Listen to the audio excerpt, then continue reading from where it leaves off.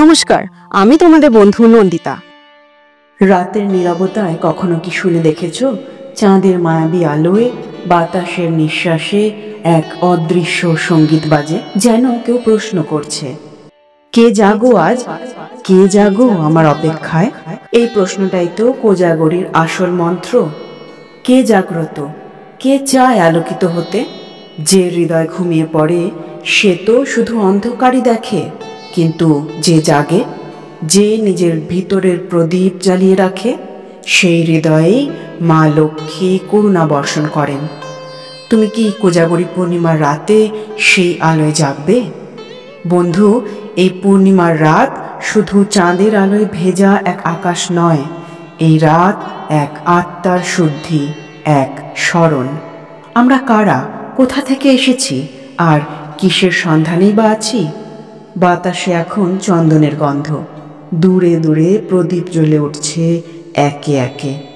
তুমি কি খেয়াল করছো তোমার ভিতরেও কি এক প্রদীপ জ্বলে উঠছে আজ? এই কোজাগরীর রাতেই তো মা লক্ষ্মী ধীরে ধীরে পৃথিবীতে নেমে আসেন, কিন্তু তিনি যান না সেই সমস্ত ঘরে যেখানে কোলাহল, ঝগড়াঝাটি, রাগ, হিংসা বা ভয় আছে। তিনি থাকেন সেই হৃদয়ে যেখানে নিঃশব্দে জ্বলে ভক্তির আলো, যেখানে মন বলে, আমি প্রস্তুত মা, তুমি এসো।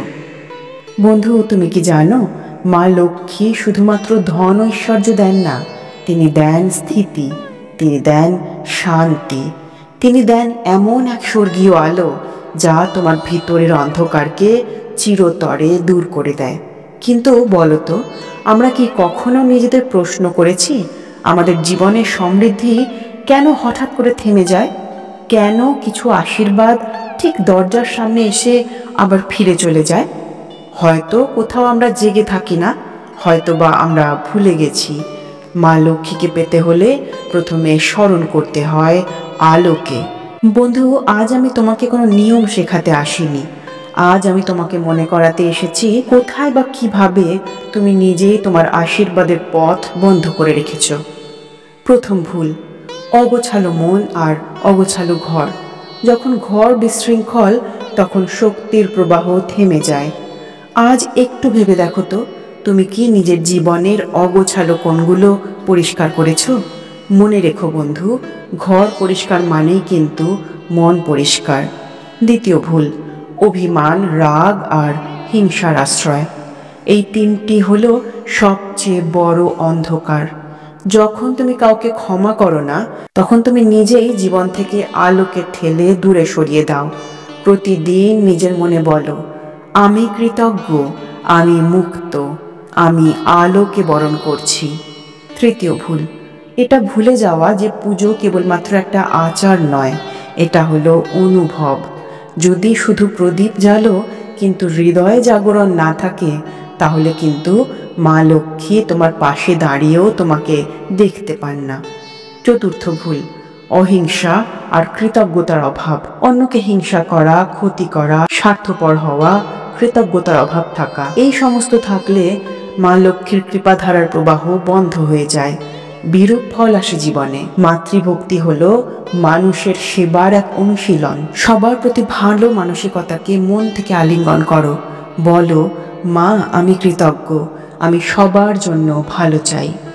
পঞ্চম ভুল হলো সংকল্প ভঙ্গ। প্রতিজ্ঞা করা আর পরে তা ভঙ্গ করা, এ এক চরম অপরাধ মা লক্ষ্মীর কাছে।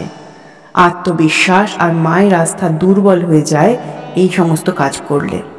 প্রতিজ্ঞা করার আগে ভালোভাবে ভেবে নাও, যতটা প্রতিজ্ঞা তুমি পূরণ করতে পারবে ততটাই করো। মাকে মনে মনে বলো, মন থেকে বলো, মা আজ আমি স্থিরভাবে তোমার পথে হাঁটব। তাই এই কোজাগরীর রাতে যখন প্রদীপ জ্বালাবে, নিজের ভিতরেও এক প্রদীপ জ্বালাও।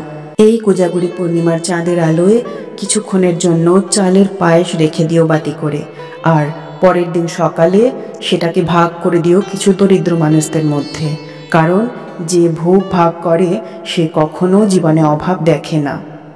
এই ভাগ করাটাই সত্যিকারের পূজা, কারণ ভালোবাসা যদি নিজের মধ্যে আটকে রাখো তবে সেটা কিন্তু আশীর্বাদ হয়ে ওঠে না কখনোই। চলো এখন জেনে নিই ঠিক কী নিয়মে ধ্যান, মন্ত্র জপ আর কৃতজ্ঞতা প্রকাশ করতে পারি। একটু মন থেকে শান্ত হও, চোখ বুজে ভাবো তুমি এখন কোথায় দাঁড়িয়ে আছো, কোন ব্যথা, কোন ভয়, কোন অনুতাপ তোমাকে বেঁধে রেখেছে। কোজাগরীর রাতে এবং প্রতিদিন 10 মিনিট নিজেকে লক্ষ্য করো, নিজেকে প্রশ্ন করো, আমি কেন চাই অর্থ? উত্তরটি পরিষ্কার হলে তোমার উদ্দেশ্য পরিষ্কার হবে। এরপর মন্ত্র জপের জন্য নিঃশ্বাস ধীর করো আর মনকে স্থির করো। মাথায় রাখো যে প্রতিটি শব্দের উচ্চারণ যেন সঠিক এবং আত্মিক হয়। শব্দ নয় বন্ধু, অনুভবই প্রধান। এই মন্ত্রগুলো জপ করতে পারো। ওং শ্রীং মহালক্ষ্মাই নমঃ, মহালক্ষ্মীর বীজ মন্ত্র এটি। এটি ধ্যান ও জপে ব্যবহার করতে পারো।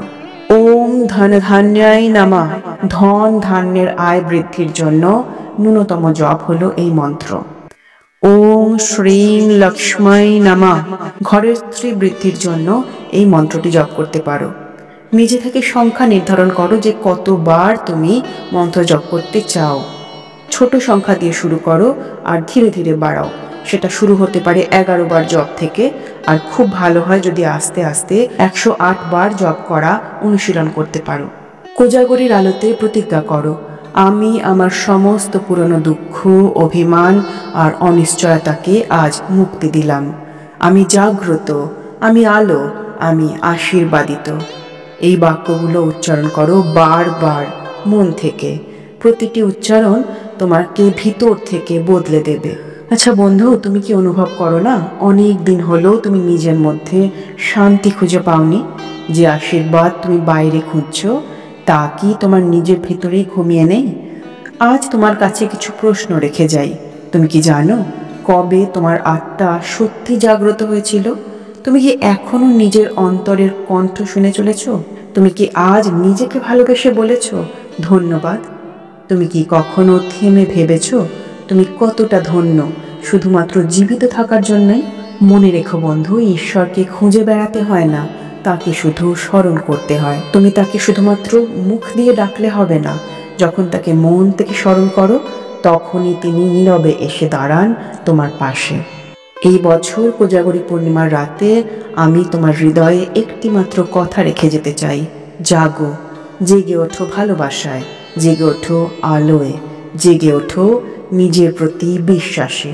তুমি প্রার্থনা করছো ধনের জন্য, কিন্তু ধন মানে শুধু অর্থ নয় বন্ধু।